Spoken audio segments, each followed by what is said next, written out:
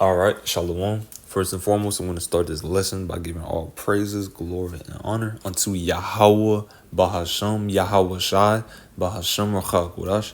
Double honors, as always, to our elders and apostles of Great Millstone, who taught us all this truth, and who also rule and teach well. And Shalom to Allah Achim in this truth and sincerity, starting with the 144,000 and the 1/3 of the nation of Israel, which we are fighting to be a part of. All right, and this is your brother Khabar Yakal coming back, Lord willing, with another quick and edifying lesson. And this should be a quick one. It's just something that was on my spirit. I was just reading the reading the scriptures. I was reading the Psalms, and the spirit hit me, that this is a topic that I could do a lesson on. So the topic is through the fire and water. All right, and basically, this lesson is gonna be going into we're not saved yet. All right, because a lot of wacky tacky Christians, which we're gonna keep on. We're gonna stay on them. we're gonna stay on the wacky tacky Christians. Because that's a lot of lessons we could do based off of everything they got wrong. In the scriptures, for us to, correct them and edify the hopeful elect. So yes, we're not saved, all right? The scripture says he that endures to the end. Matter of fact, I'll start with that.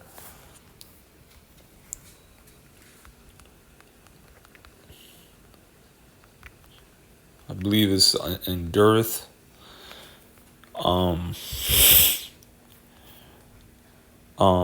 me see. Or just endure.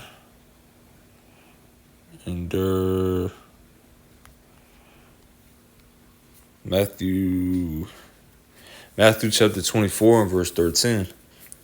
Matter of fact, I'll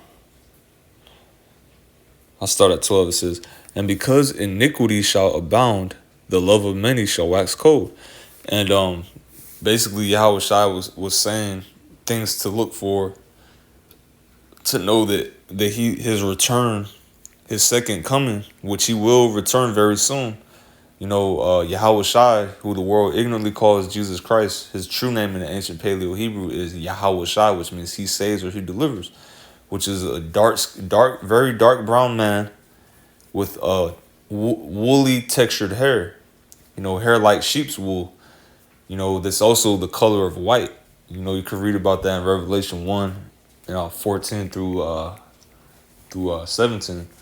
And also, Daniel 7 and 9, which that's speaking about the Most High, which his name, who the world ignorantly calls God, his name is Yahweh, which means he exists or he is. His son's name is Yahweh Shai, which means he saves or he delivers, which is coming back soon. So Yahweh Shai was saying things to look out for. And we see this, iniquity is abounding, which is iniquity is sin upon sin. People are more evil than ever. People are more deceitful than ever. There's no more trust. People can't even trust their own neighbor. People are getting their TVs turned off just from, low-level stuff like their food taking too long or a Hot Pocket, People are literally getting sent back to the spirit world for a Hot Pocket or for McDonald's. So the love of many is waxing cold. It says, but he that shall endure until the end, the same shall be saved. So we're not saved. That's what this lesson is going into. So I'm going to get Psalm 66 and verse 10.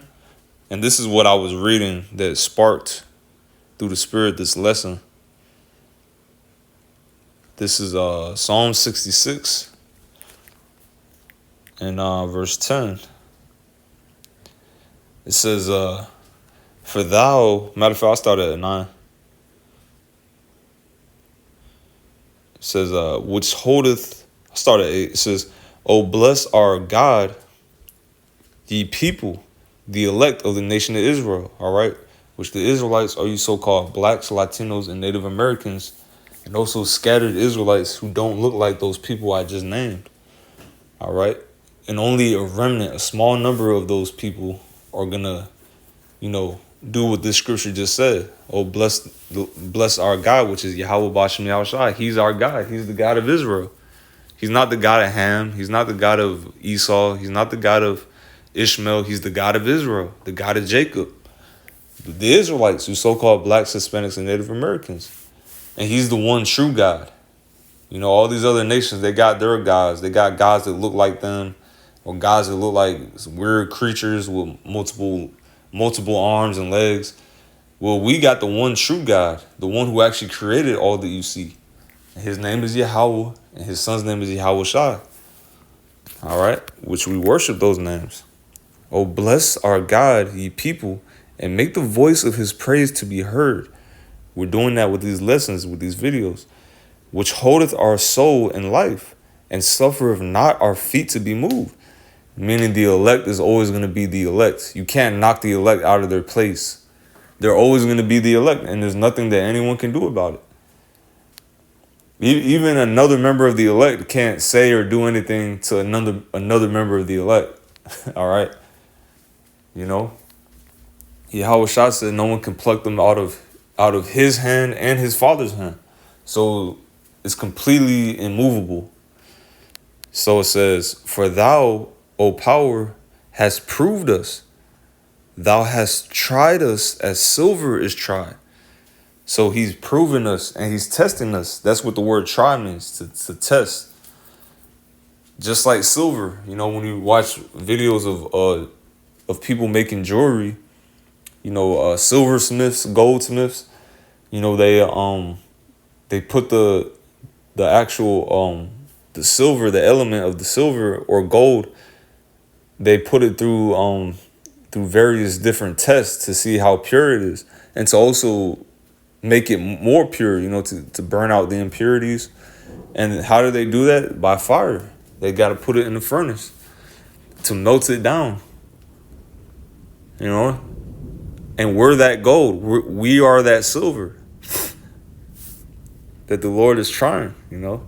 In the NLT it says, you have tested us, O God. You have purified us like silver. All right. And silver, not only, like I mentioned, it purified, you know, the silversmiths, you know, they purify it by heating it up. But silver itself can actually purify your blood, you know. You know, a little off topic, but it just came into my mind. You know, you could get colloidal silver, you know, what is it called? Bioactive silver, something like that. But pretty much colloidal silver, it could purify your blood, you know. But the Lord is testing us and purifying us like silver. It says, thou broughtest us into the net. Thou laidest affliction upon our loins. All right, so that's how you know we're not saved yet. Once we're saved, we're not going to be afflicted anymore. You know, the afflictions that we're going through is really the Lord allowing it to happen ultimately for a lesson unto us, to learn, you know, the negative, so in the kingdom of heaven we could understand the positive and appreciate it that much more. The positive was going back to the Garden of Eden. You know, everything was a paradise. You didn't have to work. You know, there was no birth pain. The animals, you know, we ate vegetables. The animals didn't kill each other. There was no death. But we had to go through this whole experience to learn the negative side of the spectrum. So that's why he's laying affliction upon our loins. It says, thou hast caused men to ride over our heads. You know, the other nations, our enemies. They're riding over us. All right. The scripture says, I had seen servants upon horses and princes walking as servants on the earth. That's how you know that's talking about our enemies. It says, we went through fire. Here's the point. We went through fire and through water, but thou broughtest us into a wealthy place. Okay. So that's all the afflictions that we're going through. It's likened unto a fire and water. All right, and I'm gonna go into that even more in the next scripture. 2 Ezra 7, starting at 6, it says, there is also another thing. A city is builded, and set upon a broad field, and is full of all good things. All right. That's that wealthy place. So it says the entrance thereof is narrow and is set in a dangerous place to fall, like as if there were a fire on the right hand and on the left hand on the left a deep water. So that lines up with the scripture I just read in Psalms, To get to that wealthy place, the path between where we're at and where that wealthy place is, which is the kingdom of heaven, that city full of all good things, that's the kingdom of heaven.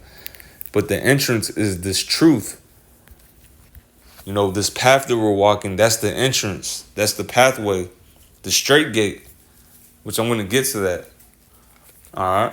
But this truth that we're in right now, like Elder Apostle Gabar says, our beloved Elder Apostle, this thing of ours, this is the path that we're on. That's why it's so hard. It's no coincidence that this is so difficult, on a spiritual, mental, and physical level, but mainly on a spiritual level, this is very difficult. Continuing on, it says, and one only path between them both, even between the fire and the water, so small that there could but one man go there at once. All right. So this path that we're on, this isn't something that you could, you can't make it based off of someone else's works. You got to walk in your own lane. There's men in front of us guiding us. If you picture it in your head like a tightrope, and only one man could go at a time, and it's just a line of men with their hands, their hands on the shoulder of the man in front of them. Imagine it like that. You're reaching out, holding the shoulders of the man in front of you. There's a man behind you holding your shoulders. And it's just a huge chain of men. That's the truth. All right? And the elect is going to hold on and endure to the end. But the wicked is going to fall into that deep water or that fire, which is ultimately destruction. It says, if this city now were given unto a man for an inheritance, this city is being given to us. It's being promised to us. The Lord, he basically told us, I'm going to give you this inheritance, this city. I'm going to give you the keys to this city, pretty much. All you got to do is, what's that scripture? The talents. All you got to do is flip this talent. He gave us a talent, which is pretty much is money, which is the truth. And he told us to flip it, which is for us to pretty much finish the work, make a return on that investment, to teach, to grow, abound in the truth, grow in the fruits of the Spirit. That's like adding more talents onto that one talent that he gave us. But if we can do that, when he returns and we got even more money than what he gave us, than what we started, hey, there's a reward for that. He's going to put us over this city, which is the kingdom of heaven. If this city now were given unto a man for an inheritance, if he never shall pass the danger set before it, how shall he receive this inheritance? So how are we going to get that immortality, that everlasting life, that crown, the righteous kingdom that we're fighting for, for righteousness to reign supreme on the earth? Wickedness and evil and unjustness is reigning supreme on this planet right now. We're fighting for righteousness, goodness, fair and righteous judgment. That's what we're fighting for. How are we going to get there if we don't face the danger before us? We got to be brave. That's why it says in Joshua, be of good courage. We got to be courageous, because this is a dangerous path, but we got to face that danger, though. We can't run from it. Speaking to myself first and foremost, I'm going to get Matthew 13 and 7. And I mentioned, the straight gate, so let me go ahead and get it. Matter of fact, 7 and 13, I always get those mixed up.